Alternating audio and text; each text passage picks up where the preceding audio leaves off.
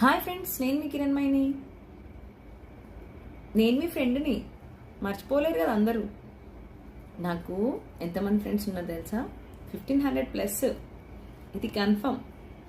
ఇంకా ఫ్రెండ్స్ పెరగాలని కోరుకుంటూ మీకోసం 2 చిన్న విషయాలు చెప్దాం అనుకుంటున్నాను.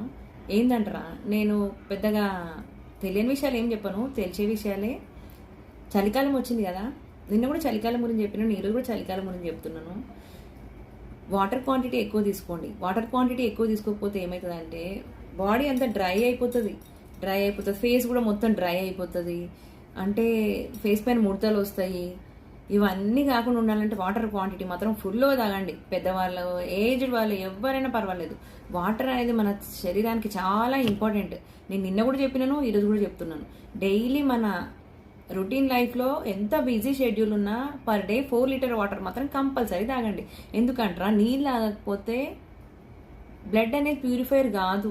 బ్లడ్ ప్యూరిఫైర్ కాకపోతే మన బాడీ ఫంక్షనింగ్ సరిగ్గా ఉండదు. కాబట్టి కంపల్సరీ డైలీ 3 or 4 లీటర్స్ పక్కా వాటర్ తాగండి.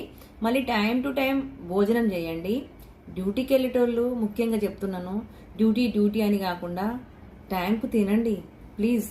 ఎందుకంటే తర్వాత యాసిడిటీ ప్రాబ్లం వస్తుంది, తర్వాత ఒబిసిటీ వస్తుంది, తర్వాత డయాబెటీస్ వస్తుంది. ఇవన్నీ రాకుండా ఉండాలంటే ఇన్ టైంలో మనం ఫుడ్ తీసుకోవాలి, ఇన్ టైంలో నిద్ర పోవాలి కంపల్సరీ.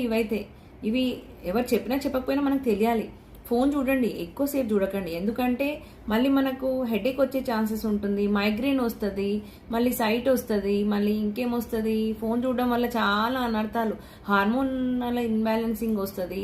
అంటే ఫోన్ చూసుకుంటూ కూర్చుంటాం కదా, టైం తెలియదు మనకు. ఆ టైం తెలియకపోవడం వల్ల నిద్ర సరిగ్గా ఉండదు, స్ట్రెస్, చూడాలనే స్ట్రెస్, ఇవన్నిటి వల్ల ఏమవుతుందంటే హార్మోనల్ ఇన్బ్యాలెన్సింగ్ కూడా కంపల్సరీ అవుతుంది. దానివల్ల థైరాయిడ్ వచ్చే ఛాన్సెస్ ఉంటాయి. కాబట్టి చూడండి ఫోను ఒక టైం పెట్టుకొని, పర్ డే 1 hour 2 hour, ఇంతకంటే మించకండి. ఎందుకంటే ఫోనే లైఫ్ కాదు. అట్లని మొత్తం ఫోన్ చూడకుండా ఎవరు ఉండలేరు.